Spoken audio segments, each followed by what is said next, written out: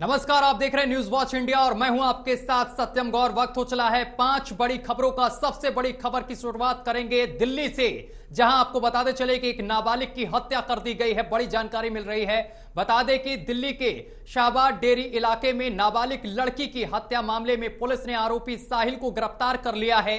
Delhi police के एक वरिष्ठ अधिकारी ने बताया है कि दोनों के बीच प्रेम संबंध थे और शनिवार को उनके बीच झगड़ा हुआ था। रविवार को लड़की अपने दोस्त के बेटे के जन्मदिन पार्टी में जा रही थी, तभी लड़के ने उसे रास्ते में रोका और उस पर हमला कर दिया। इस हमले का दिल्ली महिला आयोग ने भी संज्ञान लिया है और दिल्ली महिला आयोग प्रमुख स्वाति मालीवाल ने कहा है कि मैंने इतना डरावने वाला सीन अभी तक नहीं देखा, ऐसा मामला अभी तक कभी नहीं देखा है। दिल्ली महिलाओं और बच्चियों के लिए बहुत ही असुरक्षित और असंवेदनशील है। ये बड़ा बयान सामने निकल कर आया है स्वाति मालीवाल का। और इससे पहले एक सीसीटीवी फुटेज भी सामने आया था। इसमें साहिल ने लड़की को रास्ते में रोका और फिर उस पर कई बार चाकुओं से वार किया है। बता दें कि करीब 40 बार चाकुओं से वार किया है। इसके बाद भी जब आरोपी का मन नहीं भरा तो उसने नाबालिग के ऊपर पत्थरों से भी वार किया है, पत्थरों से भी हमला किया। ये जो तस्वीरें हम आपको दिखा रहे हैं धुंधली कर, इन तस्वीरों को हम आपको दिखा भी नहीं सकते क्योंकि यहां पर अंधाधुन लड़की के ऊपर ये आरोपी लगातार 40 बार वार किए हैं।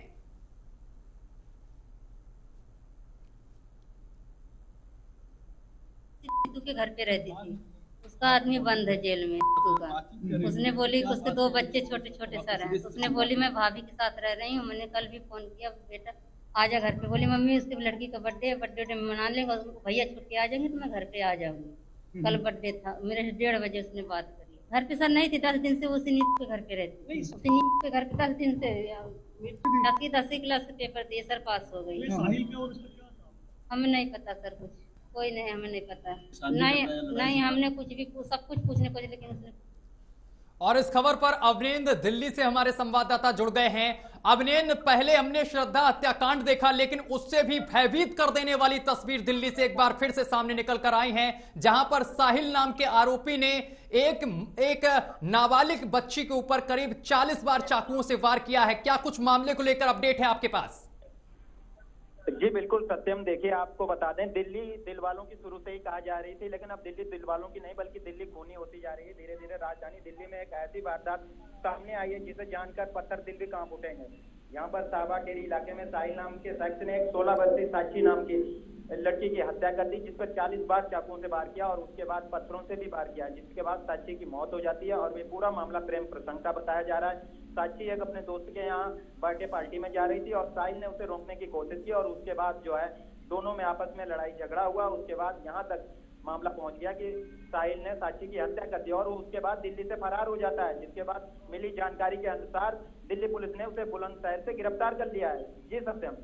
जी, आरोपी को तो गिरफ्तार किया गया है बुलंदशहर से। इस आरोपी से पूछताछ में कुछ चीजें साफ हो पाई हैं क्या अवनेंद्र अभी तक?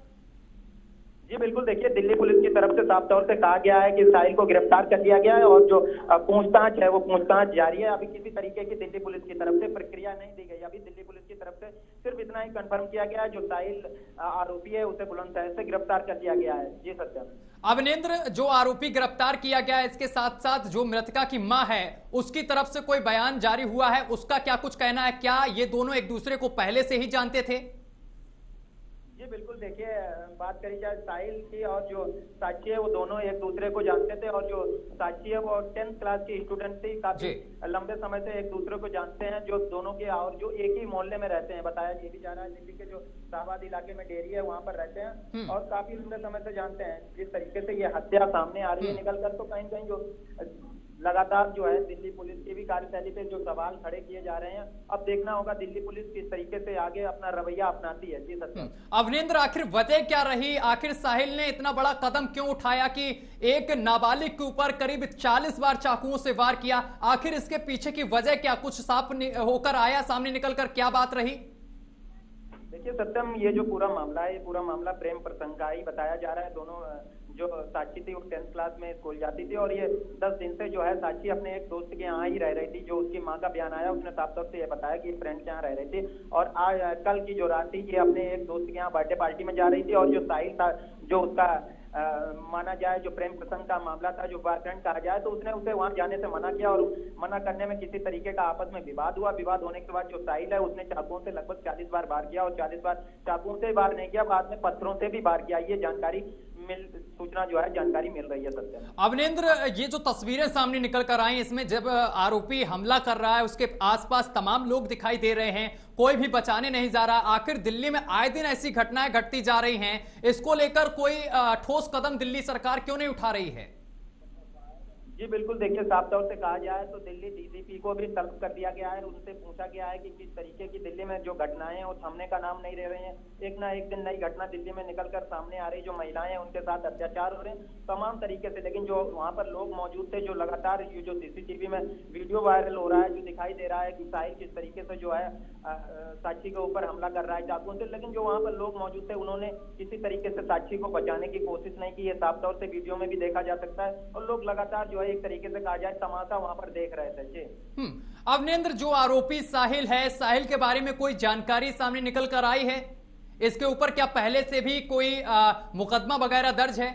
इसका इतिहास क्या कुछ रहा है? बता दें, जो साहिल आरोपी है उसके ऊपर अभी ऐसी कोई जानकारी निकल के नहीं आई है कि उसके ऊपर पहले से ही कोई मुकदमा दर्ज है, लेकिन ये कहा जा सकता है वो साक्षी का जो दोषी कहा जाए या क्रिमिनल कहा जाए 302 का, वो तो बन ही गया है। साक्षी ने साफ तौर से 40 बार वार किया, सीसीटीवी कैमरे में साफ तौर से दिख रहा है, पत्थर से भी वार कर रहा है। तो इस तरीके से ये घटना जो है कहीं कहीं काफी निंदनीय है और साफ तौर से जो दिल्ली पुलिस है उसको भी इस पर एक कोई कदम उठाना पड़ेगा। फिलहाल अवनेंद्र, पुलिस को बड़ी सफलता मिली है और इस आरोपी को गिरफ्तार किया गया है, लेकिन जब इसको गिरफ्तार किया गया वो तस्वीरें भी सामने आई और अपने चैनल पर मैं इस वक्त चला भी रहा हूं, इसमें आरोपी के चेहरे पर थोड़ी भी सिकन नजर नहीं आ रही है। जी बिल्कुल, देखिए सत्यम आपने सही कहा, जहां जब पुलिस ने बुलंदशहर से आरोपी को गिरफ्तार किया तो जो उसके चेहरे पे है वो किसी तरीके का दहशत का माहौल नहीं है, ना ही दिल्ली पुलिस का है और ना ही उसे ऐसा लग रहा है कि उसने 40 बार चाकुओं से वार किया। तो बिल्कुल यानी एक जो चेहरा है वो खिलता हुआ चेहरा उसका नजर आ रहा है साहिल का। बिल्कुल ये सही बात है आपकी। चलिए अवनेंद्र, बहुत बहुत शुक्रिया आपका तमाम जानकारी साझा करने के लिए। खबरों में आगे बढ़ेंगे। कांग्रेस ने आज आम आदमी पार्टी को 2 बड़े झटके दिए हैं।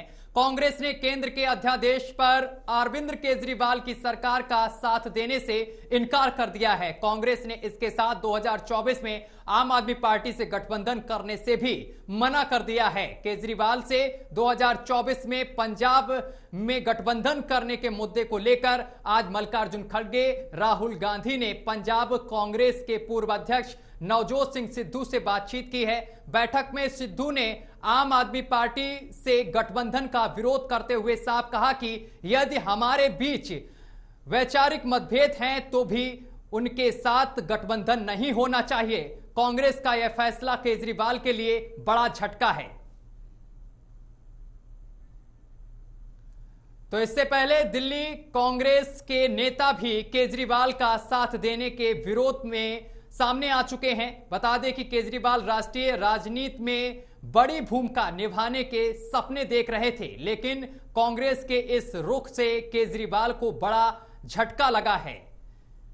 कांग्रेस नेताओं के मुताबिक केजरीवाल विधानसभा चुनाव में कांग्रेस को लगातार कमजोर कर रहे हैं, यह आरोप है कांग्रेस का।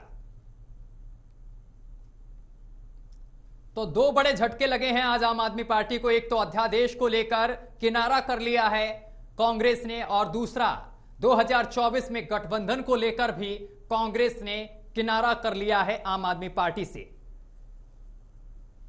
बता दें कि अध्यादेश के खिलाफ लगातार अरविंद केजरीवाल तमाम नेताओं से मुलाकात कर रहे हैं, समर्थन मांग रहे हैं और इसी बीच कांग्रेस से उनको बड़ा झटका लगा है।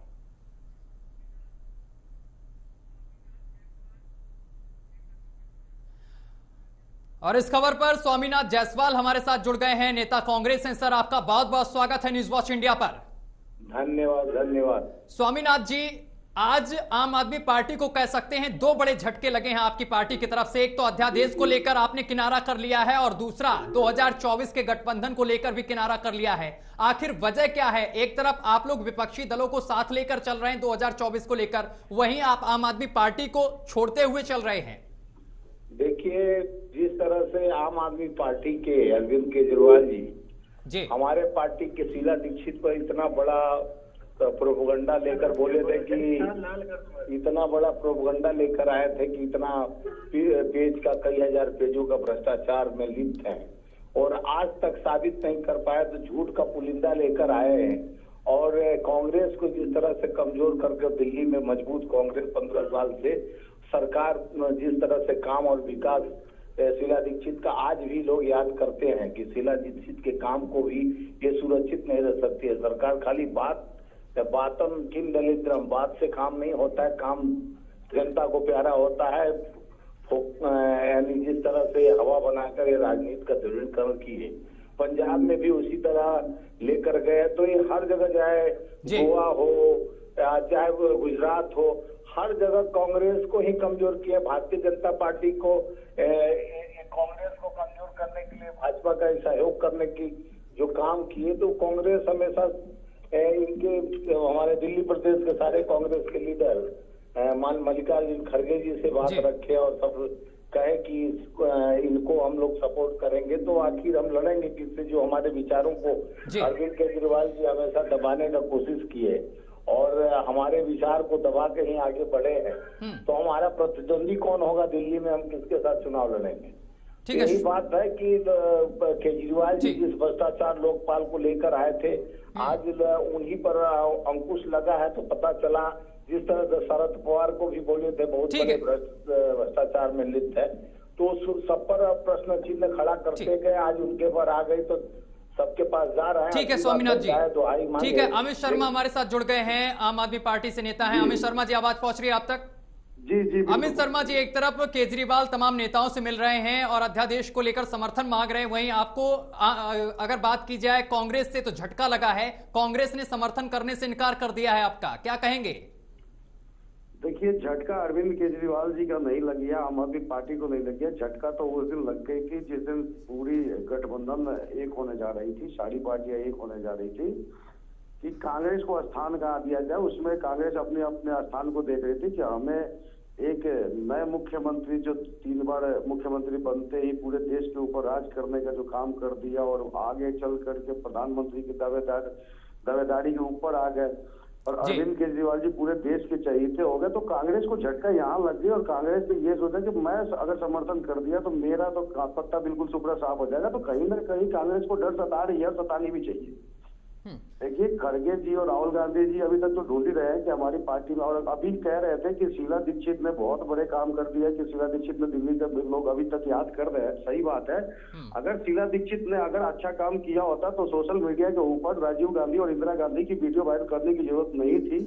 शीला दीक्षित की वीडियो वायरल कर देते, कम से कम दिल्ली से तो 7 सीट 2024 में उम्मीद रख लेते। ऐसा कुछ नहीं है। जितनी करप्शन, जितना पाप इन लोगों ने 70 साल तक कांग्रेस ने किया है, उसी को आज नोच नोच करके पूरा देश में खा रहे हैं। और ये मैं पहले भी कह चुका हूँ, ये फिर मैं कह रहा हूँ कि ये कहीं किसी जगह पे किसी अपना स्टैंड नहीं है, कहीं भी ये दिखाई नहीं दे रहे 2024 के चुनाव। लेकिन अमित जी, अगर विचारधारा एक नहीं है विपक्ष की, तो फिर 2024 कैसे जीतेंगे आप? देखिए, अरविंद केजरीवाल जी एक मुखिया के रूप में आ रहे हैं और वो हर जगह जाके मिल रहे हैं, विचारधारा एक करने की कोशिश कर रहे हैं। ठीक है, किसको ठीक है अमित जी, मैं आपको रोकूंगा। अमित जी, मैं आपको यहाँ पर रोकूंगा। मैं दर्शकों को जरा ये सुना दूं कि पिछली एक बाइट है हमारे पास अरविंद केजरीवाल के और कांग्रेस के नेता की, आखिर दोनों की मानसिकता क्या थी, क्या उस दौरान दोनों लोग कहते थे, वो हम आपको सुनवाते हैं। पहले मैं आपके सामने रखना चाहता हूं। अब ये लिस्ट बड़ी लंबी बनेगी, शुरुआत की है आज। अगर इसमें कोई ईमानदार हो, गलती से आ गया हो तो बता देना, नहीं तो मैंने देश के बेईमानों की लिस्ट बनाई थी। और मैं आपकी सहमति चाहता हूं कि, और इसके देश की भी सहमति चाहता हूं कि क्या इन लोगों को इस बार हराना चाहिए या इस बार फिर से चुन के इनको संसद में सुरेश कलमाडी हराना चाहिए कि नहीं हराना चाहिए? तो आम आदमी पार्टी की तरफ से एक मजबूत कैंडिडेट खड़ा होना चाहिए उसके खिलाफ। नितिन गडकरी हराना चाहिए कि नहीं हराना चाहिए? सुशील कुमार शिंदे, प्रफुल्ल पटेल, येडियुरप्पा, अनंत कुमार, वीरप्पा मोइली। वीरप्पा मोइली को नहीं हराया तो 1 अप्रैल से गैस के और बिजली के दाम दुगने हो जाएंगे। HD कुमारस्वामी, चिदम्बरम साहब, अलागिरी, कनिमोई, जीके वासन, शिपिंग के अंदर उनका स्कैम था, सलमान खुर्शीद, मायावती, मुलायम सिंह यादव, अनु टंडन, इनका स्विस बैंक के खाते निकले थे इनके, श्री प्रकाश जायसवाल कोयला घोटाले वाले, जगन मोहन रेड्डी, अनुराग ठाकुर, कपिल सिब्बल, कमलनाथ, पवन बांसल, फारूक अब्दुल्ला, नवीन जिंदल, अवतार सिंह भड़ाना, शरद पवार अगर वो लड़ेंगे तो, ये ए राजा, अभी इसमें कई रह गए हैं, तरुण गोगोई, राहुल गांधी। स्टेट्स में जहां पर कांग्रेस या तो ऑपोजिशन में है या कांग्रेस जहां पे रूलिंग पार्टी है, वहां पर वो जाकर के कांग्रेस को हराने के लिए, बीजेपी को मदद करने के लिए वो अपने उम्मीदवार उतारते हैं। क्यों नहीं जाते उन स्टेट्स में जहां पे कांग्रेस ना रूलिंग में है ना ऑपोजिशन में? कौन रोकता है उनको उन स्टेट्स में जाने के लिए? सिर्फ उन्हीं स्टेट्स में जाते हैं जहां पे कांग्रेस मेन ऑपोजिशन है या कांग्रेस रूलिंग पार्टी है, ताकि अपने कैंडिडेट खड़ा करें और कांग्रेस को हराएं। तो किसी भी कीमत के ऊपर ऐसे व्यक्ति को, जो कि देश के हित में नहीं सोचता है, खालिस्तानी समर्थकों के साथ में बात करता है, आज पंजाब के अंदर कांग्रेस के सभी लीडर्स के ऊपर हर तरीके से इंक्वायरी करके दबाव डालने की कोशिश करी जा रही है केजरीवाल के द्वारा, आज वो कांग्रेस के समर्थन की बात करते हैं। तो हमारे साथ दोनों मेहमान हमारे साथ लगातार जुड़े हुए हैं। स्वामीनाथ जायसवाल हमारे साथ जुड़े हुए हैं और अजय शर्मा हमारे साथ जुड़े हुए हैं। तो दोनों मेहमान, आप लोगों ने सुना किस तरीके से केजरीवाल और अजय माकन क्या कुछ कह रहे थे। तो स्वामीनाथ जी, आपसे मैं सवाल लेना चाहता हूं, क्या कहेंगे सर? देखिए, ये सारे नेताओं को चोर बोल रहे हैं, भ्रष्टाचारी बोल रहे हैं, अपने ईमानदार का वो तो ईमानदारी का तबका दिख ही गया। इन्हीं के नेता जेल में सड़ रहे हैं और उस शराब घोटाले में, और जिस तरह से दिल्ली में आए और दिल्ली में आकर बोले लोकपाल के नाम पर आए और अन्ना हजारे ने इनको अपने जैसे अन्ना हजारे को ही भूल गए और उनके विचारों को भूल गए। जो सगा नहीं उसको केजरीवाल ने ठगा नहीं, और केजरीवाल इतने ईमानदार नेता अपने को बोल रहे थे। आज दुहाई देने के लिए देश भर के सारे नेताओं को, जिनको ये खुद चोर बोलते थे और भ्रष्टाचार से लिप्त बोलते थे, उन्हीं के पास जाने का कौन सा बेशर्मी का हद कर दिए। आज अपने को उनके नेता, आप पार्टी के प्रवक्ता बोल रहे थे कि बहुत बड़े नेता देश के प्रधानमंत्री। अरे प्रधानमंत्री का लूर भी सीखना पड़ेगा, प्रधानमंत्री जैसा गुण भी होना चाहिए। प्रधानमंत्री गलती से दिल्ली के मुख्यमंत्री बन के दिल्ली का जो आप हाल किए हो, अब जनता आपको सबक सिखाएगा। झूठ के पुलिंदों का जिस तरह से बाजार लगाकर अरविंद केजरीवाल आकर लोगों के जिस तरह से गिना रहे थे कि इनको हराना चाहिए कि नहीं इनको हराना, उन्हीं के पास जाकर दंडवत मार रहे हैं। तो ये थूक के चाटने वाली बात है। ये राजनीति में इतना गिरे हुए हैं कि कहीं भी जा सकते हैं गिरने के लिए, और खुद पे आप बनी तो सबके पास जाएंगे जिनको ये खुद ही कहते थे कि भ्रष्टाचार वाली पार्टी। ठीक है अजय जी, ठीक है सर, पार्टी है ईमानदार वाली पार्टी, ठीक है अजय जी, देश का जनता जान गई। ठीक है अजय जी, आवाज पहुंच रही है आप तक? जी। आज अमित जी, माफ करिएगा, अमित जी, आखिर आप किस कारण पहुंच गए थे यहाँ पर अध्यादेश को लेकर समर्थन मांगने के लिए, जब आपकी पार्टी के नेता यानी कि अरविंद केजरीवाल ने कांग्रेस पर तमाम आरोप लगाए भ्रष्टाचार से लेकर हर तरीके से? और बताइए सर। देखिए, इसमें क्या है कि दो बात है। इसमें पहली बात ये है कि कांग्रेस के जितने भी नेता थे वो करप्ट थे, इसमें कोई दो राय नहीं है कि करप्शन में कोई लिप्त नहीं थे। दूसरी बात ये है कि अभी जो स्वामीनाथ जी हमारे कह रहे थे कि दिल्ली की क्या हाल बना दी, दिल्ली को जो बना दिया अरविंद केजरीवाल जी ने, जो दिल्ली को मजबूती दी है स्वास्थ्य शिक्षा के ऊपर, बिजली पानी के ऊपर, कि हमारी 3 बार सरकार आई और पंजाब में भी हमारा पंचम लहराया, गुजरात में भी हमारी कुछ सीटें आई। ठीक है, कहने का मतलब कांग्रेस कहीं ना कहीं डेमोलेशन हो गई और डेमोलाइज हो गई।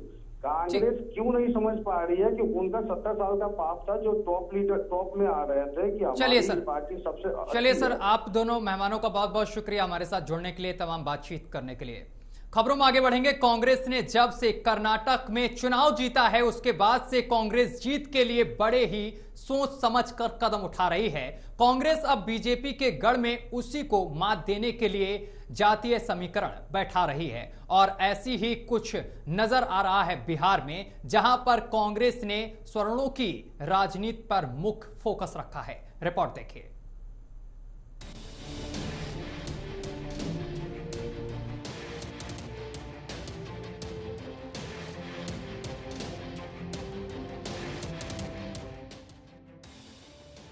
एक तरफ विपक्षी एकता को लेकर बिहार के मुख्यमंत्री नीतीश कुमार पूरी जद्दोजहद में लगे हुए हैं कि साल 2024 में बीजेपी को हराने के लिए पूरा विपक्ष एकजुट हो जाए, लेकिन दूसरी तरफ अभी तक विपक्ष में एक सुर सुनाई नहीं दे रहे हैं। तो वहीं दूसरी तरफ कांग्रेस ने लोकसभा चुनाव की तैयारी शुरू कर दी है। कांग्रेस ने नीतीश कुमार के गढ़ यानी कि बिहार में जिला अध्यक्षों की लिस्ट जारी कर दी है, जहां पर कांग्रेस ने जातीय समीकरण को साधने की पूरी कोशिश की है, क्योंकि चाहे कोई भी चुनाव हो, सबसे पहले जातीय समीकरण को बैठाया जाता है। और पिछली बार की हार को लेकर कांग्रेस काफी सतर्क भी नजर आ रही है और अब कांग्रेस फूंक फूंक कर पैर रखती हुई दिखाई दे रही है। तो वहीं कांग्रेस ने बिहार में 39 नए जिला अध्यक्षों की लिस्ट जारी की है।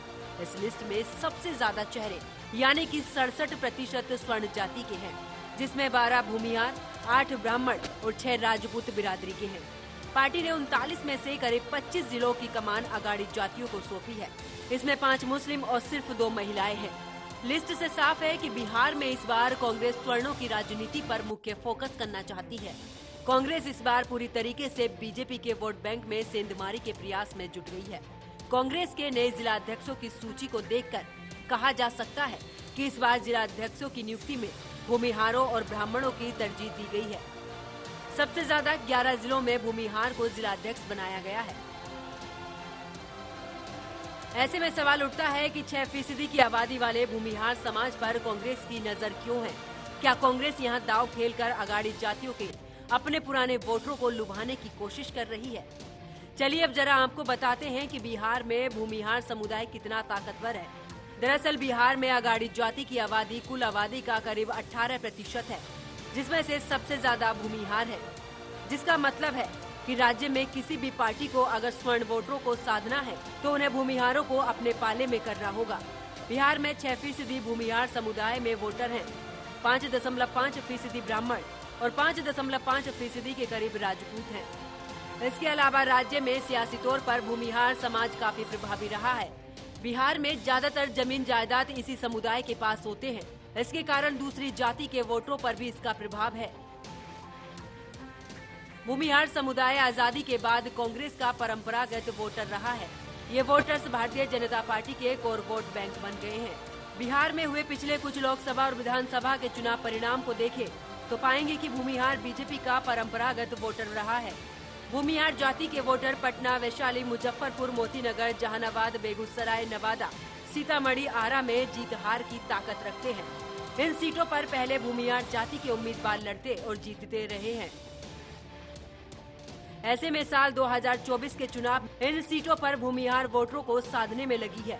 वर्तमान में बिहार विधानसभा में 243 में से 64 विधायक स्वर्ण हैं, इसमें से 21 भूमिहार हैं।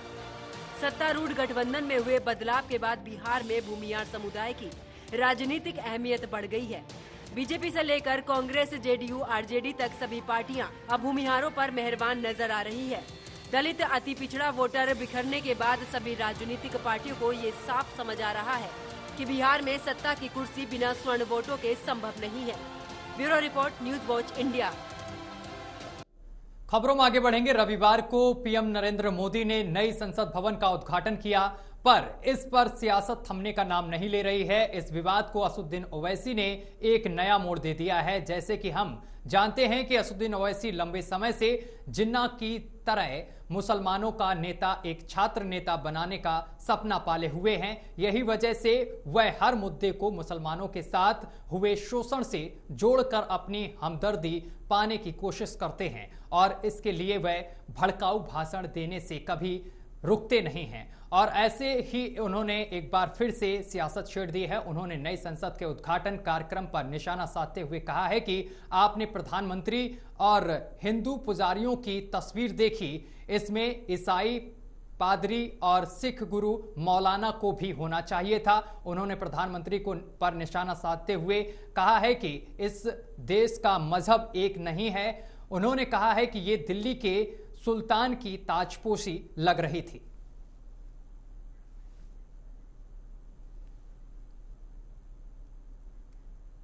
रविवार को प्रधानमंत्री नरेंद्र मोदी ने देश की संसद का उद्घाटन कर रहे थे, तो वहीं जंतर मंतर पर पुलिस और धरना दे रहे पहलवानों के बीच दंगल चल रहा था। इस घटनाक्रम एक पूर्व आपको बताते चले कि आईपीएस अफसर ने ऐसा ट्वीट किया है जिस पर पहलवान बजरंग पुनिया भड़क गए हैं।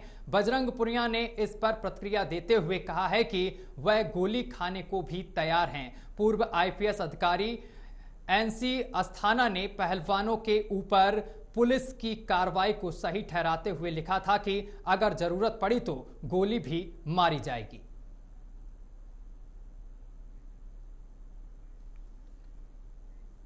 और चलिए इसी के साथ बुलेटिन में अभी के लिए बस इतना ही। देश दुनिया की तमाम खबरें देखने के लिए देखते रहिए न्यूज़ वॉच इंडिया।